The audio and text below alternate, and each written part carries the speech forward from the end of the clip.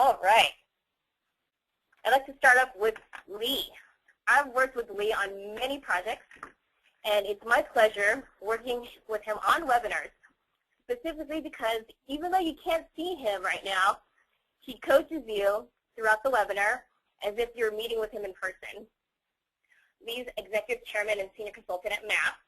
He's a highly respected colleague and to many of his clients. He's also the co-author of the best-selling book, Vital Factors, The Secret to Transforming Your Business and Your Life. He's coached and mentored many of the premier business leaders in the United States today and has developed acclaimed leadership and management training programs for all aspects of running a successful business. And our other presenter today is Tim Santoni.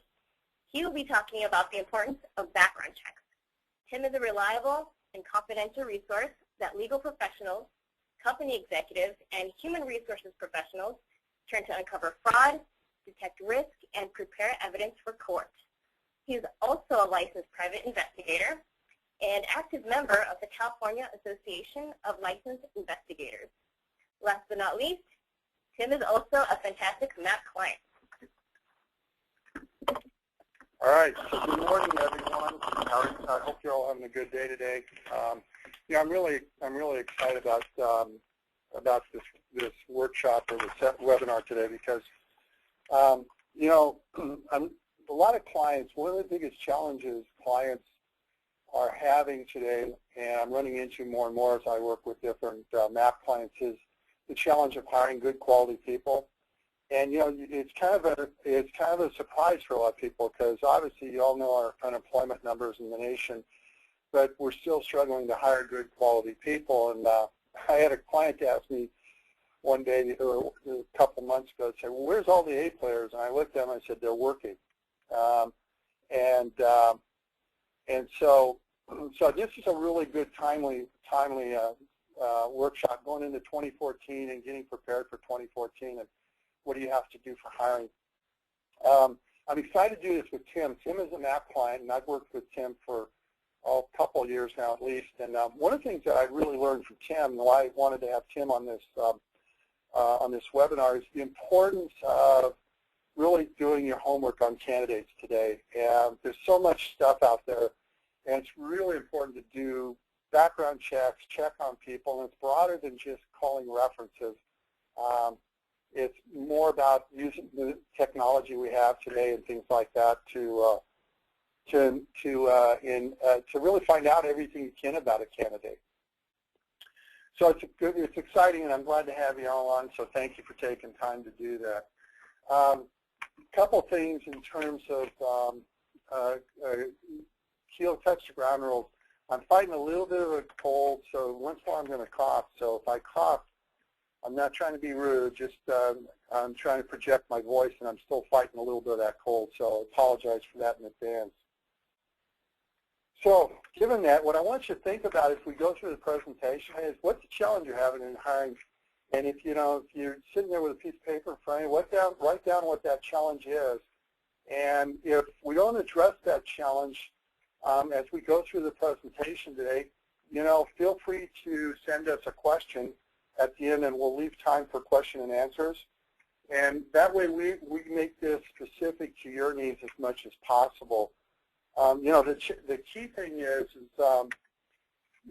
when you guys have all heard the phrase, Jim Collins coined it in Good to Great. He coined the phrase, getting the right people on the bus in the right seat. Now, I get asked a lot of times, what does that really mean? Well, it really means that you got to hire right, and you got to select people with, that really align to who you are as an organization. Because the truth is, your people are part of your brand, and when customers interact with your people, they're a reflection of your brand. If there's anything that's absolutely true, your people create value for your customers and your company.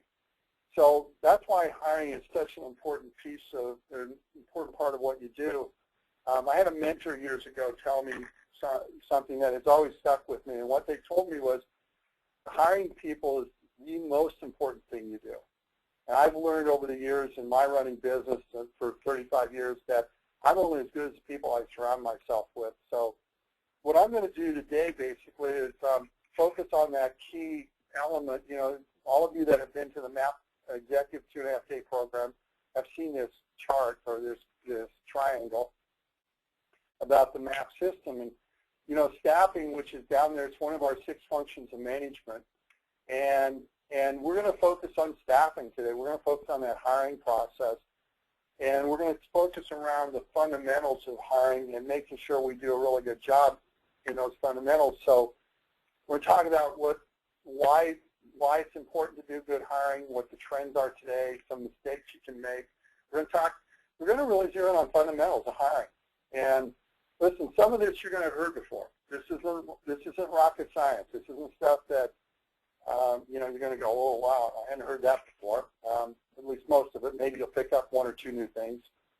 But I think the important part is it's always good as executives and managers and leaders that we keep our fundamentals, we refresh our fundamentals. And so we're going to do some refreshing things and hopefully give you a couple new ideas that you can use as we go through the process.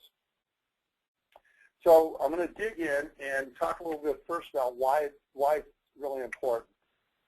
We did a CEO nationwide survey, MAP did, I think it was about 3 or 4 years ago, and we surveyed CEOs, and here's what we found from CEOs. That basically they're not confident in their hiring, in their process, in their systems. A lot of CEOs, you know, said, hey, we weren't totally confident. 4 and 10 rated as an 8 or greater, so that means the others didn't rate it an 8 or greater. And over 1/3 rate their company systems below that 7 average. So it says that there was a lot of, you know, dissatisfaction on CEOs' part about their hiring processes. The other thing they said is a lot of their new hires aren't successful.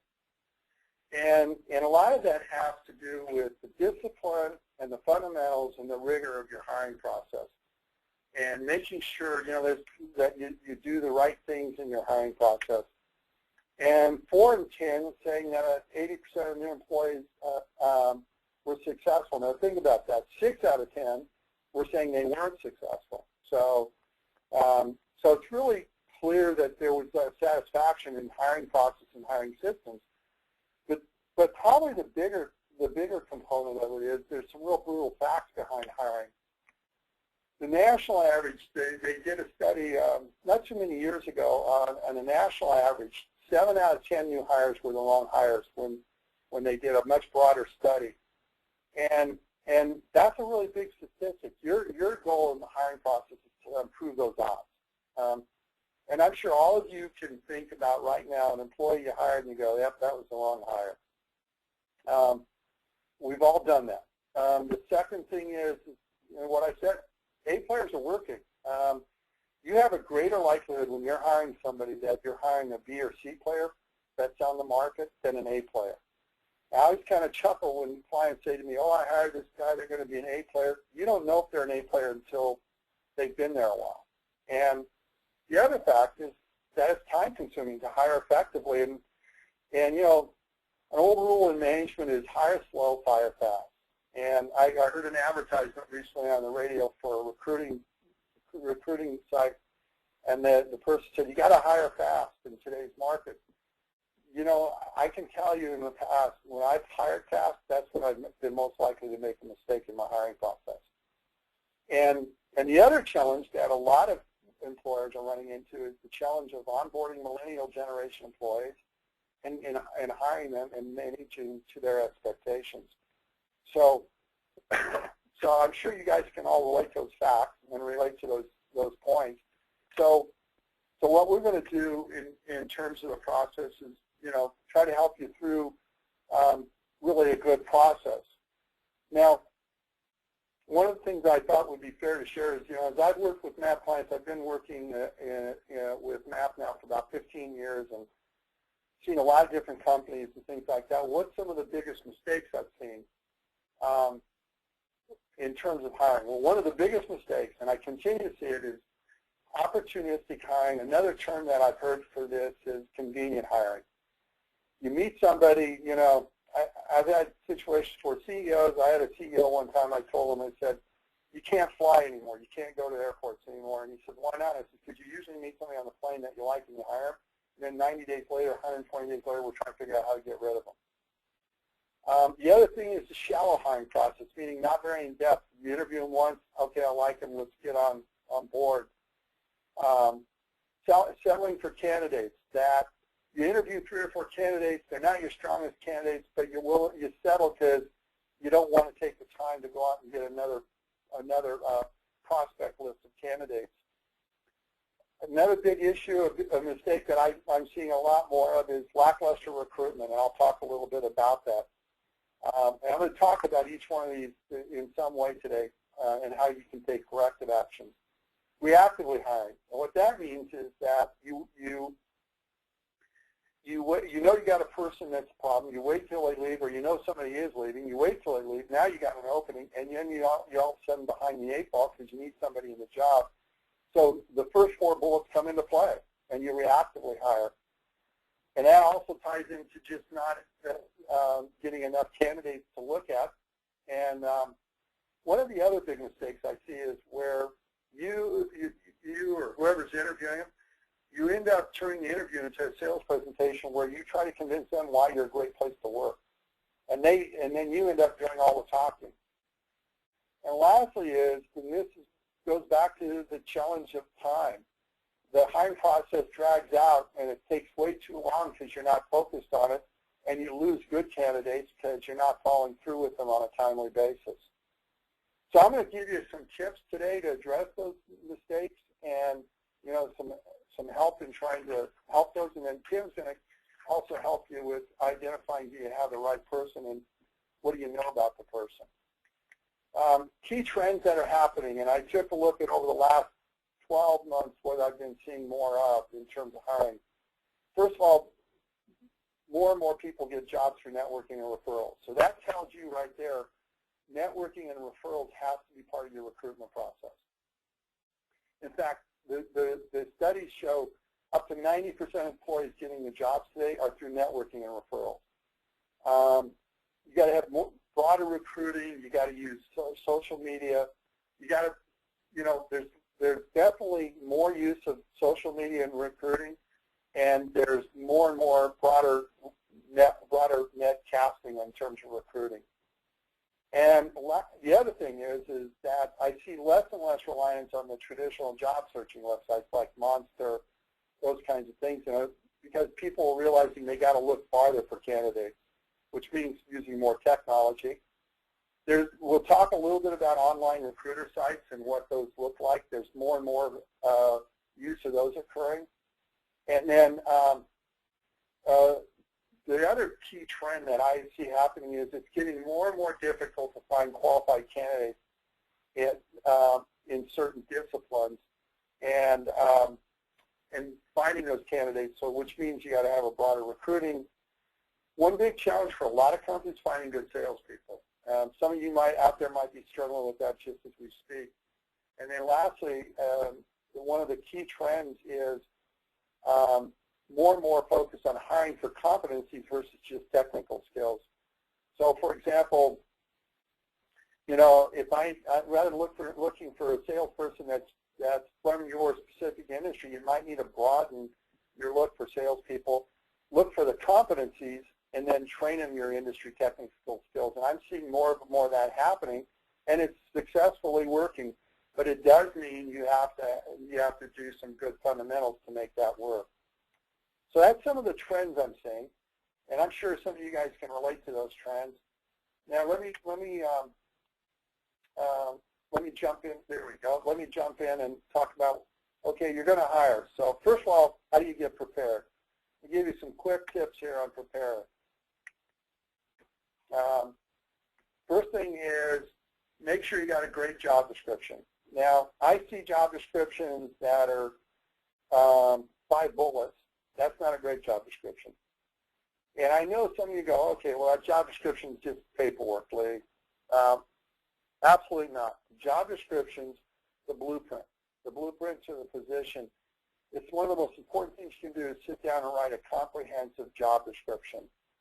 And That's your first step to a successful hire. Do you understand what you're looking for and what they're going to do? Many times you'll hire, don't have a job description, and then you end up hiring the person, then writing the job description. And that's where you end up adding too many resources and too much overhead that doesn't work right or doesn't fit. Have a timeline, know who's going to be the stakeholders, and clearly define what the steps are in your selection process and document this. Don't, I'm not talking about thinking of that. I'm talking about sit down and write down, here's my steps in the selection process. And then how am I going to evaluate candidates? What are the criteria I'm going to use to evaluate this candidate? And then if you're going to have an interviewing team, who's going to be on your interviewing team? And then one last step is it's a really great idea to pre-plan your interview questions and write those out ahead of time. Now, you might go outside those questions, and I would encourage you to, but have the first 10 questions identified for your interview so you're not guessing at them, and so you also ask the same consistent questions to all your candidates. So I'm going to dig in a little bit more through that preparation as I go through these 5 steps to hiring the right person.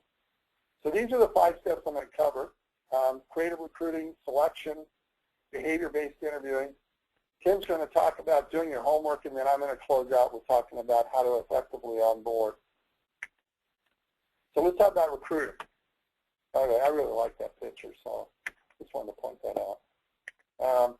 So what are some important recruiting strategies that I'm seeing more of? First of all, important strategy in recruiting is create public visibility. Make sure by that I'm talking about make sure you've got LinkedIn. Make sure you put your brand out there, because people tend to go towards companies that are more visible. So have LinkedIn out there, have a Facebook site, your website to public visibility. All those things I'm talking about for public visibility.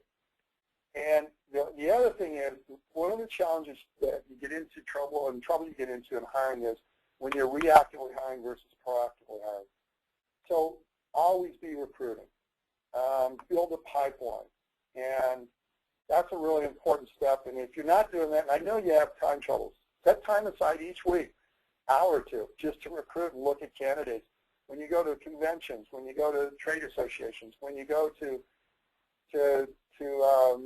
meetings with, trade meetings, things like that, always be looking for candidates. When you're going out shopping, you might be looking for a candidate. Another point on recruiting is make sure you got a good internal brand. Do your employees support your brand? Do your employees walk and talk your brand? Do the employees represent your brand effectively?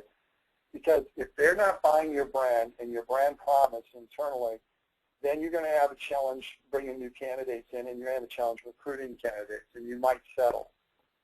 Create a culture in your organization. Always be recruiting. And lastly, if you're big enough and you got to do a lot of recruiting, make sure you've got recruiting vital factors clearly defined, and how do you measure the success of your recruiting.